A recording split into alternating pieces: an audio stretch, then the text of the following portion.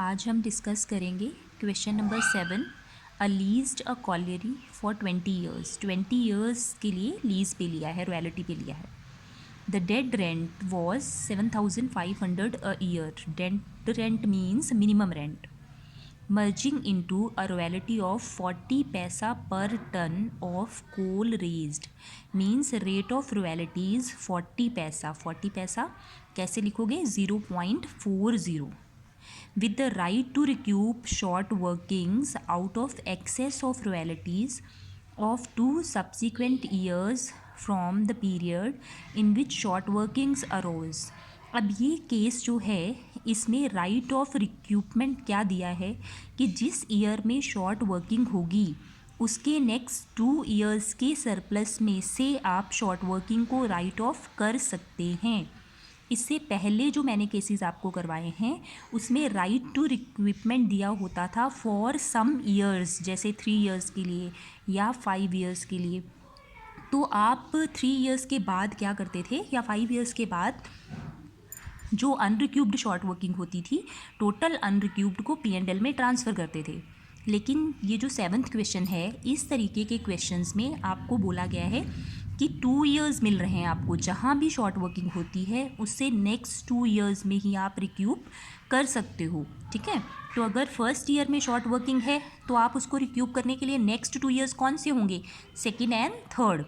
तो second and third में अगर वो राइट ऑफ नहीं होती है तो थर्ड ईयर में जाके फर्स्ट ईयर की शॉर्ट वर्किंग का राइट ख़त्म हो जाता है। तो थर्ड ईयर में वो अनरिक्यूब्ड शॉर्ट वर्किंग आपको P&L में ट्रांसफ़र करनी पड़ेगी।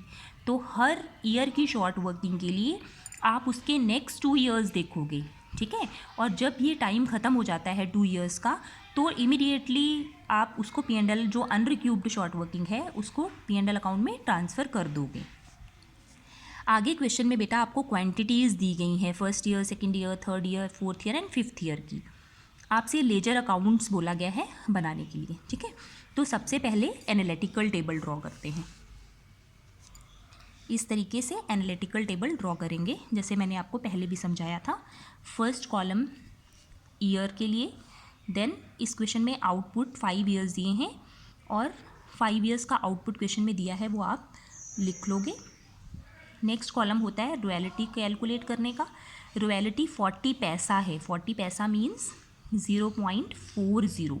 तो आउटपुट को, हर साल के आउटपुट को 0.40 से मल्टीप्लाई करते रहोगे और आपके पास ये कॉलम आ जाएगा। जैसे 10,000 को 0.40 से किया तो ये आ गया, 15,000 को 0.40 से किया 6,000 आ गया, फिर इसे भी 0.40 से करोगे 10,000, 15,000 को मल्टीप्लाई करोगे 0.40 से 6,000, ऐसे ही ये कॉलम आपको कंप्लीट करना है। मिनिमम रेंट क्वेश्चन में गिवन है आपके पास 7,500, वो हमने लिख लिया। अब हमें कैलकुलेट करनी होती है शॉर्ट वर्किंग या सरप्लस। शॉर्ट वर्किंग कब आती है? जब मिनिमम रेंट रॉयल्टी से ज़्यादा होता है। तो फर्स्ट ईयर में मिनिमम रेंट रॉयल्टी के कंपैरिजन में ज़्यादा है, 7,500, ये 4,000, तो माइनस करके शॉर्ट वर्किंग आ गया फर्स्ट ईयर में। सेकेंड ईयर में भी आपका मिनिमम रेंट रॉयल्टी से ज़्यादा है, माइनस किया तो शॉर्ट वर्किंग आ गया। थर्ड ईयर में रॉयल्टी 10,000 ज़्यादा है मिनिमम रेंट से, तो अब क्या है? अब शॉर्ट वर्किंग नहीं है, अब क्या आ गया आपके पास? सरप्लस आ गया। देन फोर्थ में फिर आप देख रहे हो मिनिमम रेंट ज़्यादा है रॉयल्टी से, फिर शॉर्ट वर्किंग आ गया, माइनस करके निकालोगे। फिर मिनिमम रेंट लास्ट ईयर में ज़्यादा है रॉयल्टी से, तो फिर आपके पास शॉर्ट वर्किंग आ गया। अब इस क्वेश्चन में ध्यान से ये चीज़ समझनी है कि रिक्यूपमेंट कैसे होगा, शॉर्ट वर्किंग रिक्यूप कैसे करनी है। राइट ऑफ रिक्यूपमेंट क्वेश्चन में दिया गया है कि किसी भी ईयर की शॉर्ट वर्किंग के लिए रिक्यूप कब कर सकते हो? उसके आने वाले नेक्स्ट 2 ईयर्स में। मींस फर्स्ट ईयर में आपके पास यहाँ शॉर्ट वर्किंग कितनी है? 3,500। इसको रिक्यूप आप कहाँ कहाँ कर सकते हो फर्स्ट ईयर की? नेक्स्ट 2 ईयर्स, मींस एक ये वाला ईयर और एक ये वाला। इन 2 ईयर्स में, इन नेक्स्ट 2 ईयर्स में अगर सरप्लस होता है तो आप इस 3,500 को रिक्यूप कर सकते हो। चलो 3,500 हम जब नेक्स्ट ईयर में गए तो यहाँ तो फिर शॉर्ट वर्किंग ही थी, सरप्लस तो था नहीं, तो रिक्यूप कैसे करते? चलिए नेक्स्ट ईयर गए, सेकेंड ईयर में। सेकेंड ईयर में देखा यहाँ पे इसके लिए, इस वाली शॉर्ट वर्किंग के लिए ये सेकेंड ईयर है, अदरवाइज़ तो ये थर्ड ईयर है ना।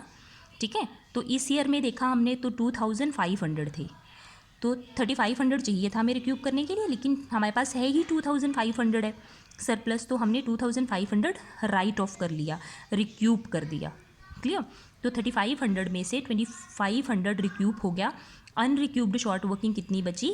1000, जो हमने P&L अकाउंट में ट्रांसफ़र कर दिया। यहाँ समझने की बात ये है कि एक पर्टिकुलर ईयर की शॉर्ट वर्किंग को 2 ईयर्स मिल रहे हैं, तो इसको राइट ऑफ करने के लिए ये 2 साल मिले। इन 2 सालों में जो नहीं रिक्यूब हो पाएगी, तो eight the end of these 2 years जो कि इसको मिले हैं रिक्यूब करने के लिए, उसके एंड में हम इसको कहाँ ट्रांसफ़र करेंगे? P&L अकाउंट में। 3500 में से 2500 रिक्यूब हो पाई, 1000 जो नहीं रिक्यूब हुई, क्योंकि यहाँ पे अब राइट ख़त्म, 2 ही साल का राइट मिला था और वो ख़त्म हो रहा है, तो जितनी अनरिक्यूब रह गई वो P&L में ट्रांसफ़र कर दिया। अब सेकेंड ईयर में शॉर्ट वर्किंग हुई 1500 रुपये, ठीक है। अब इस वाली शॉर्ट वर्किंग के लिए कौन से 2 ईयर्स मिलेंगे? एक ये वाला मिलेगा और दूसरा ये वाला मिलेगा, ठीक है। तो इस वाले ईयर में क्या हुआ? ये तो ऑलरेडी यूज़ कर चुके हम पहले वाले को राइट ऑफ करने के लिए, ठीक है, तो यहाँ तो हमारे पास बचा ही नहीं। अब नेक्स्ट वाले ईयर में आए तो वहाँ पे हमारे पास शॉर्ट वर्किंग है, सरप्लस तो है ही नहीं, और जब सरप्लस नहीं है आपके पास तो आप रिक्यूब कैसे करोगे? ठीक है। इस शॉर्ट वर्किंग से रिलेटेड जो 2 ईयर हमें मिले थे, यहाँ जाके वो ख़त्म हो गए, ठीक है। तो जब ख़त्म हो जाता है राइट जहाँ पे आके, वहाँ हम देखते हैं कि अनरिक्यूब्ड कितनी बची, तो 1500 थी, और 2 साल ख़त्म होने के बाद अनरिक्यूब्ड कितनी बची? पूरी की पूरी 1500, क्योंकि हमारे पास सरप्लस ही नहीं था कहीं पे भी। तो 1500 रुपये हमने कहाँ ट्रांसफ़र कर दिए? P&L अकाउंट में। क्लियर? नाउ अब यहाँ पे 1500, यहाँ तो शॉर्ट वर्किंग ही है, ठीक है, तो रिक्यूपमेंट का क्वेश्चन ही नहीं राइज हुआ था। अब लास्ट ईयर जो है वहाँ पे फिर क्या हो रहा है? शॉर्ट वर्किंग हो रही है। अब इस लास्ट ईयर की जो शॉर्ट वर्किंग है, इसके लिए राइट ऑफ रिक्यूपमेंट आने वाले 2 साल होंगे, लेकिन हमें इन्फॉर्मेशन यहाँ तक दिया गया है, यहीं तक बनाना है, ठीक है। तो हमने क्वेश्चन यहीं छोड़ दिया क्योंकि आगे हमारे पास इन्फॉर्मेशन नहीं है। अब ये लास्ट कॉलम कैसे आपको करना होता है, तो मैंने आपको बताया है फॉर्मूला कि वो ईयर जहाँ पे शॉर्ट वर्किंग होती है वहाँ पे मिनिमम रेंट ही यहाँ पे करना पड़ता है, ठीक है। तो फर्स्ट ईयर में मिनिमम रेंट पे किया, सेकेंड ईयर में भी शॉर्ट वर्किंग थी, मिनिमम रेंट पे किया, थर्ड ईयर में सरप्लस था, तो जब सरप्लस होता है उस ईयर में आपका फॉर्मूला हो जाता है royalty, that is 10,000, royalty minus short working रिक्यूब्ड means 10,000 minus 2500, तो पेमेंट कितना आ गया फिर? 7500, ठीक है। देन फोर्थ ईयर में भी शॉर्ट वर्किंग है, मीन्स क्या पे करना पड़ेगा? Minimum rent. लास्ट ईयर में क्या है? शॉर्ट वर्किंग है, तो क्या करना पड़ेगा? Minimum rent. तो इस तरीके से पहले आप एनालिटिकल टेबल ड्रॉ कर लोगे। अब इस क्वेश्चन में हमें लेजर अकाउंट्स बताया गया है बनाने के लिए, लेकिन पहले आप जर्नल एंट्रीज़ कर लो, तो फिर पोस्टिंग में आपके लिए इजी रहेगा। क्लियर? पहले मैं जर्नल एंट्रीज़ बनवा रही हूँ, इसलिए क्वेश्चन में नहीं आपको बोला गया है, इसलिए कि आपकी प्रैक्टिस हो जाए और फिर आप पोस्टिंग ईजिली कर पाओ। क्लियर? तो फर्स्ट ईयर एनालिटिकल टेबल को अपने सामने रखोगे, ये जो भी मैंने आपको एनालिटिकल टेबल बनवाया इसको आपको सामने रखना पड़ेगा, ठीक है। तो फर्स्ट ईयर कौन सा ईयर है? Year of short working. Short working year में कौन सी एंट्रीज आती हैं? फर्स्ट एंट्री होती है, और entry at the end of the year आएगी। Clear? At the end of the year first entry आपकी होती है ड्यू की, रॉयल्टी ड्यू करने की। Royalty account debited, short working account debited to landlord. यहाँ लैंडलॉर्ड कौन है? ए है, जो ऑनर है वो कौन है? ए है। क्लियर? आप ये आपका क्रेडिटर है, ड्यू की एंट्री आप कर रहे हो इसलिए आपने इसको क्रेडिट कर दिया है। रॉयल्टी आपके लिए क्या है? एक्सपेंस है, और शॉर्ट वर्किंग जो एक्सेस पे करना पड़ रहा है that is a loss. Clear? Lessee के लिए। तो ये फर्स्ट एंट्री आ गई। अमाउंट कैसे डालोगे आप? ये फर्स्ट ईयर में रॉयल्टी देख लो, रॉयल्टी कॉलम में से 4000, शॉर्ट वर्किंग सीधा कॉलम ऐसे देखते हो आप, ऐसे देखा करो। फर्स्ट ईयर में रॉयल्टी कितनी? 4000 डाल ली, शॉर्ट वर्किंग कितनी है? 3500 डाल ली, टू ए टोटल पेमेंट कितनी करनी है? 7500। तो इस तरीके से आप अमाउंट लिखते हैं। अब सेकेंड एंट्री होती है आपकी landlord to bank, means payment की एंट्री, ठीक है। तो पेमेंट कितनी करनी है? 7500, पेमेंट की एंट्री आ गई। नरेशन आपको लिखना होता है, आप लोगों को पता होगा।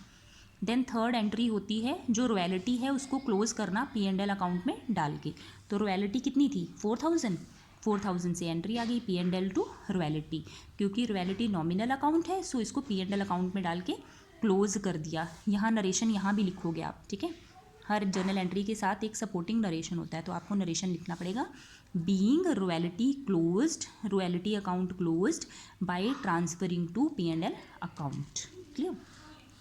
अब फिर अपने एनालिटिकल टेबल को देखोगे कि सेकेंड ईयर में क्या हो रहा है, शॉर्ट वर्किंग हो रही है या सरप्लस हो रहा है। तो सेकेंड ईयर में भी शॉर्ट वर्किंग हो रही थी, तो फिर आपको सेकेंड ईयर के लिए वही एंट्रीज रिपीट करनी पड़ेंगी जो ऊपर ये की हैं। ठीक है, हर एंट्री के साथ आपको नरेशन लिखना होता है बीइंग से स्टार्ट करके। ठीक है, फर्स्ट ड्यू की entry, royalty due, that is royalty account debited, short working account debited to A's account. ये अमाउंट आप एनालिटिकल टेबल में से देखो, सेकेंड ईयर में रॉयल्टी 6000 है, शॉर्ट वर्किंग आपने वहाँ कैलकुलेट करी 1500, पेमेंट कितनी करनी है एक को 7500। सेकेंड एंट्री क्या होती है, लैंडलॉर्ड को पेमेंट की, यहाँ लैंडलॉर्ड कौन है, ए टू बैंक, पेमेंट कर दिया 7500। एट द एंड क्या करते हो फिर, रॉयल्टी अकाउंट क्लोज किया, P&L अकाउंट में डाल के अमाउंट कौन सा, रॉयल्टी वाला। नाउ थर्ड ईयर, अब थर्ड ईयर में सरप्लस हो रहा है, आप एनालिटिकल टेबल में देखो थर्ड ईयर ऐसे, आपने ये अपना एनालिटिकल टेबल देखा, ये आपका थर्ड ईयर है और थर्ड ईयर में यहाँ गए, ये देखो सरप्लस आया है, ये सरप्लस आया आपके पास। ठीक है, तभी तो आपने रिक्यूब किया। क्लियर। तो अब फर्स्ट एंट्री जो आपकी है वो क्या हो जाएगी, अब यहाँ शॉर्ट वर्किंग नहीं है तो आपकी फर्स्ट एंट्री हो जाएगी royalty to A, short working हट जा रहा है, royalty to A, royalty column में से अमाउंट देख लो, वो लिख लो। अब सरप्लस के केस में सेकेंड एंट्री होती है शॉर्ट वर्किंग को राइट ऑफ करने के लिए, शॉर्ट वर्किंग राइट ऑफ। यहाँ आपको देखना है कि रिक्यूपमेंट वाले कॉलम में कुछ अमाउंट डाला है आपने 2500, इसके लिए एंट्री पड़ेगी। ठीक है, इसके लिए एंट्री क्या हो जाएगी आपकी, landlord account debited, A landlord है, landlord account debited to short working, कितने से रिक्यूब की, 2500 से। क्लियर। देन थर्ड एंट्री, अब यहाँ पे जो ऊपर पेमेंट की एंट्री होती थी वो यहाँ थर्ड हो गई, लैंडलॉर्ड टू बैंक, कितनी पेमेंट करनी है, लास्ट कॉलम में से जो एनालिटिकल टेबल के है वहाँ से आप देख सकते हो। नाउ अब यहाँ पे आप देखोगे थर्ड ईयर में आप देखोगे एक कॉलम हमने बना रखा है unrecouped short working transfer to P&L account. जो अनरिक्यूब्ड शॉर्ट वर्किंग रह गई है उसको P&L अकाउंट में ट्रांसफ़र करना है, तो इसके लिए एंट्री हो गई P&L to short working. Short working का डेबिट बैलेंस था, लेकिन अब ये अनरिक्यूब्ड है, P&L में ट्रांसफ़र करोगे तो क्या करना पड़ेगा, क्रेडिट। कितने से, आपने एनालिटिकल कॉलम में देखो वहाँ अमाउंट आपने लिखा है कि 1000 से अनरिक्यूब्ड थी, तो हम उसको P&L अकाउंट में ट्रांसफ़र कर देंगे। और हर साल लास्ट एंट्री आपकी होती है रॉयल्टी अकाउंट को क्लोज करने की, वो एंट्री हो गई P&L टू रॉयल्टी, 10,000 रॉयल्टी थी जो आपने P&L अकाउंट में डाल के क्लोज कर दी। अब आप ये दोनों एंट्रीज कंबाइन भी कर सकते थे, P&L account debited to short working to royalty. ठीक है, now in the fourth year, अब फोर्थ ईयर में फिर से एनालिटिकल टेबल को देखो तो वहाँ पे आपको शॉर्ट वर्किंग दी है, फोर्थ ईयर में शॉर्ट वर्किंग हो रही है, मींस फिर आपकी जनरल एंट्री क्या हो जाएगी, royalty short working to landlord, is landlord. Amount आप एनालिटिकल टेबल में से देखोगे रॉयल्टी का, शॉर्ट वर्किंग का, फिर पेमेंट कितनी करनी है। शॉर्ट वर्किंग के केस में सेकेंड एंट्री हो जाती है लैंडलॉर्ड टू बैंक, आपने रॉयल्टी की पेमेंट कर दी। एंड लास्ट एंट्री अब आपकी हो जाती है कि रॉयल्टी अकाउंट को क्लोज करना। रॉयल्टी अकाउंट को क्लोज करने के लिए आप एंट्री करते हो P&L टू रॉयल्टी। ठीक है, रॉयल्टी कितनी थी 6000, तो रॉयल्टी के आगे आपने 6000 डाल दिया। अब यहाँ मैंने कंबाइन एंट्री की है, एक शॉर्ट वर्किंग को भी क्रेडिट किया है। ठीक है, शॉर्ट वर्किंग क्यों क्रेडिट करनी पड़ी, आप अपना एनालिटिकल टेबल ध्यान से देखो। एनालिटिकल टेबल में ये फोर्थ ईयर में देखो क्या कर रहे हो आप, ये 1500 रुपीज़ आपने अनरिक्यूब्ड शॉर्ट वर्किंग डाली ना, कहाँ डाली, P&L वाले कॉलम में। तो अगर P&L वाले कॉलम में अनरिक्यूब्ड डाली है, इट मीन्स ये शॉर्ट वर्किंग अनरिक्यूब्ड हो गई है, जिसको आप P&L अकाउंट में ट्रांसफ़र कर रहे हो। किस ईयर में, फोर्थ ईयर में। ऐसी ही एंट्री आपने थर्ड ईयर में भी की है।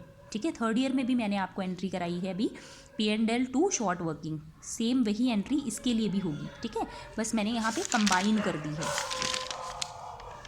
तो एंट्री क्या हो जाएगी अनरिक्यूब्ड शॉर्ट वर्किंग के लिए, P&L टू शॉर्ट वर्किंग। अगर आप चाहो तो ये दो अलग एंट्रीज या एक साथ कंबाइन भी हो सकती हैं। नाउ लास्ट फिफ्थ ईयर, तो फिफ्थ ईयर में फिर क्या हो रहा है, शॉर्ट वर्किंग हो रही है। ठीक है, तो शॉर्ट वर्किंग के केस में अब आपको याद हो गया होगा क्या एंट्री होती है, royalty short working to landlord. Amount आप एनालिटिकल टेबल में से देखोगे, सेकेंड लैंडलॉर्ड को पेमेंट हो गई रॉयल्टी की 7500, एंड लास्ट रॉयल्टी को P&L अकाउंट में डाल के आपने क्लोज कर दिया, ठीक है। 5th ईयर में ना तो कुछ रिक्यूब हो रहा है और ना ही कोई अनरिक्यूब्ड शॉर्ट वर्किंग आपने P&L में ट्रांसफ़र की है, तो वो एंट्रीज़ यहाँ पे नहीं आई। अब ये जो मैंने आपको जर्नल एंट्रीज़ बताई हैं, इन्हीं की पोस्टिंग कर देंगे हम डिफरेंट अकाउंट्स बनाने में। सबसे पहले हम लैंडलॉर्ड अकाउंट ड्रॉ करेंगे, दैट इज़ ए। लैंडलॉर्ड कौन है यहाँ पे?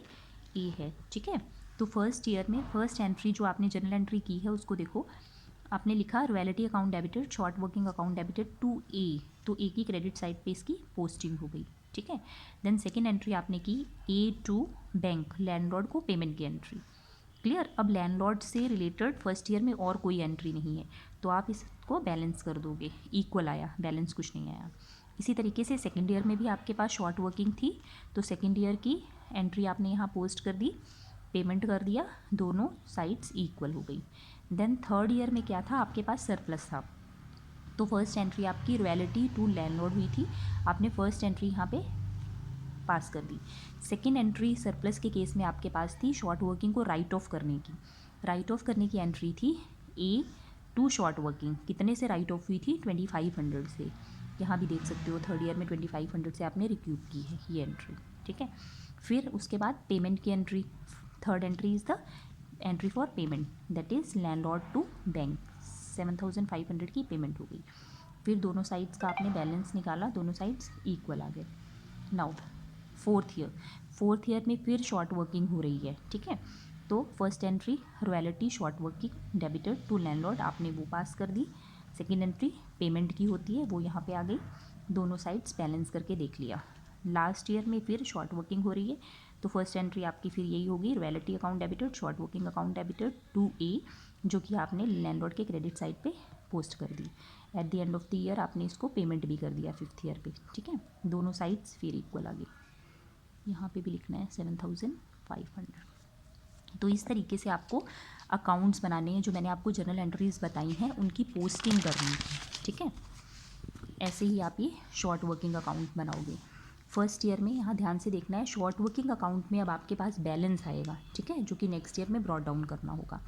और फर्स्ट ईयर में शॉर्ट वर्किंग हुई थी, ठीक है। शॉर्ट वर्किंग के केस में आपने ये एंट्री पास की थी, royalty short working to A, short working कितनी सी हुई थी? 3500। अब अगर शॉर्ट वर्किंग अकाउंट बनाओगे तो आप डेबिट साइड, क्योंकि शॉर्ट वर्किंग डेबिट है ना, तो डेबिट साइड पे आप क्या लिखते हो? टू ए, 3500 से, क्लियर।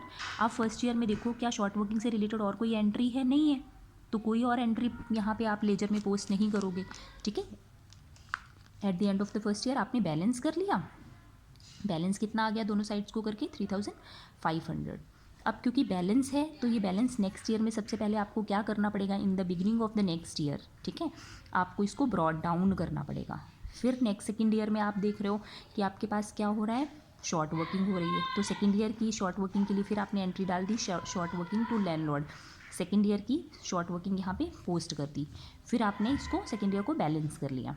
थर्ड ईयर में फिर बैलेंस ब्रॉट डाउन हो गया। अब थर्ड ईयर में आप ध्यान से देखना कि थर्ड ईयर में क्या किया, आपने रिक्यूब किया है शॉर्ट वर्किंग को, तो थर्ड ईयर में शॉर्ट वर्किंग को रिक्यूब करने के लिए आपने एंट्री डाली थी, थर्ड ईयर में आपने एंट्री डाली थी ए टू शॉर्ट वर्किंग, ठीक है। तो शॉर्ट वर्किंग की क्रेडिट साइड पे क्या आ जाएगा? बाय ए, ये देखो यहाँ क्या आ गया? बाय ए, कितने से रिक्यूब की? 2500 से, ठीक है। और इसी ईयर में थर्ड ईयर में ही आपने क्या किया था? अनरिक्यूब्ड शॉर्ट वर्किंग जो कि 1000 की थी, उसके लिए एक एंट्री डाली थी P&L टू शॉर्ट वर्किंग 1000, उसकी भी पोस्टिंग हो गई, ठीक है। अब शॉर्ट वर्किंग से रिलेटेड सारी एंट्रीज आपने यहाँ पोस्ट कर ली, आप बैलेंस कर दोगे। फिर फोर्थ ईयर में बैलेंस आपने फिर ब्रॉट डाउन कर लिया।